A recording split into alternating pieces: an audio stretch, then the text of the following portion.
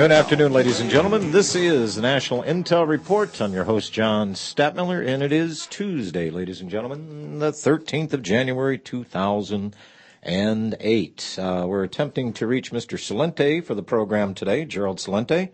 Well, we have Mr. Celente on with us right now. Mr. Celente, you there? Hey, John. How are you? I'm well. How are you? Still struggling out here in the real world. Watching everything melding down. Let me introduce you to the people that you're on with. Obviously, you were on my program last week. I have on with me Mr. Robert Chapman of the International Forecaster. Hello, Robert. Hello. Nice to meet you. And likewise.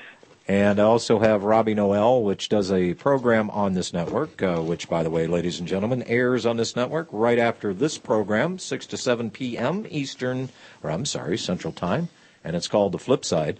And Gerald, he represents the interest of RTG, the Republic Trading Group, for people that are trying to protect their wealth out there through gold and silver. And I am seeing disturbing reports coming around about the how they're trying to corner the world gold market and how they've been manipulating this stuff.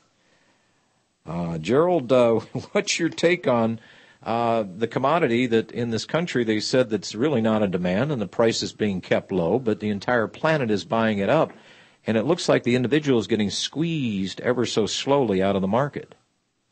Well, I really don't know what's going on behind the scenes. To me, gold should be, of course, well over $2,000. I'm in that camp.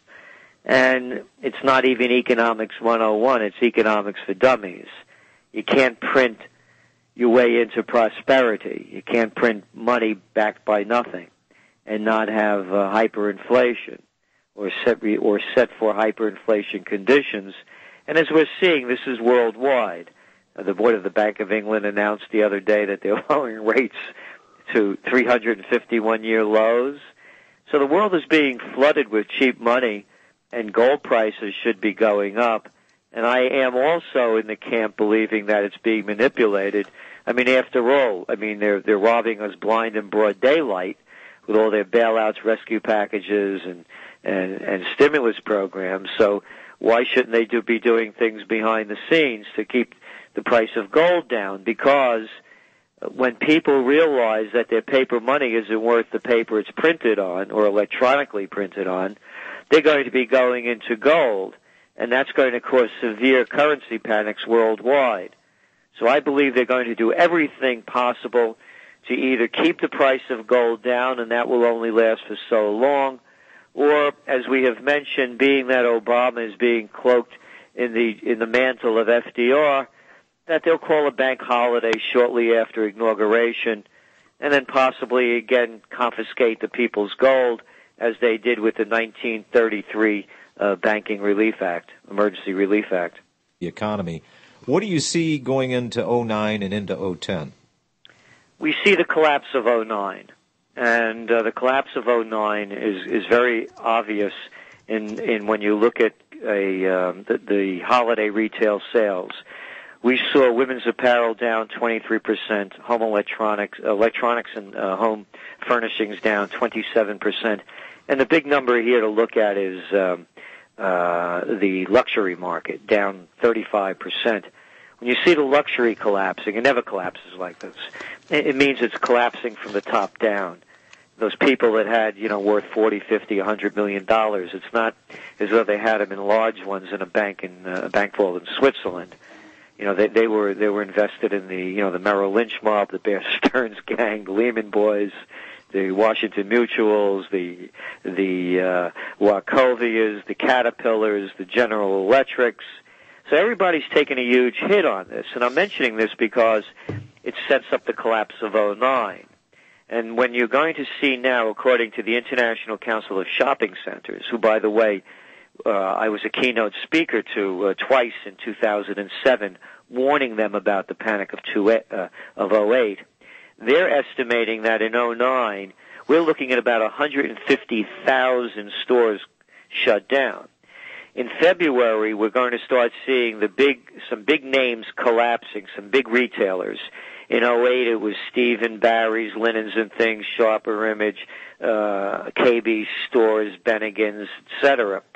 Now we're going to see a whole slew of other ones after this miserable holiday season. That's why I wanted to bring that into play. Now the question becomes, who is going to rent all of those vacant properties? The answer is nobody. Now we look at the financial meltdown and all the layoffs in that field, the bond companies, the brokerages, the banks, et cetera, all the back office. Who's going to rent all of that vacant commercial real estate space? The answer, we see it as we see that, but we also see something else going on, and that is that Wall Street has hijacked Washington, and they always have, but this is now in broad daylight. So it now becomes, what is the United States? Well, with all of these bailouts, they keep, of course, buying and rescuing. They keep getting more and more pieces and bigger chunks of companies. Now, when I was a young boy growing up during the Cold War, they called state-controlled monopolies communism. And, of course, now the United States owns the world's largest insurance company, the largest mortgage companies. We own huge pieces of banks, and as well as brokerages and now auto companies. And I believe it was Bob that mentioned the legacy banks. And it looks like that's what the direction is going to. We'll have a handful of major banks. So what we see is a concentration of power at the top, and the United States becoming the USSA, the United Soviet States of America.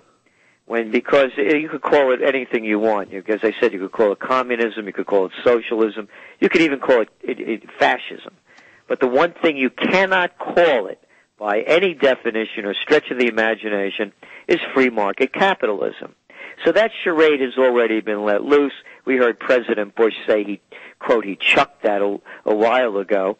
And so that's what we really see happening. We see a major, major takeover of this country by Wall Street interests and shrouding themselves in the cloak of government.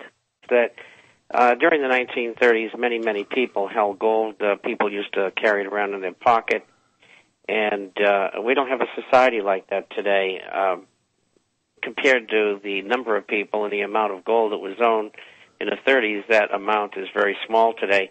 I think if the government was going to go after anything, they would go after the ETF, GLD, and say, look, we're going to pay you cash for it, and we need it because we're going to devalue and we're going to back our currency with gold again or something like that, or we have to pay off foreign debtors, and I think that's the way it will go.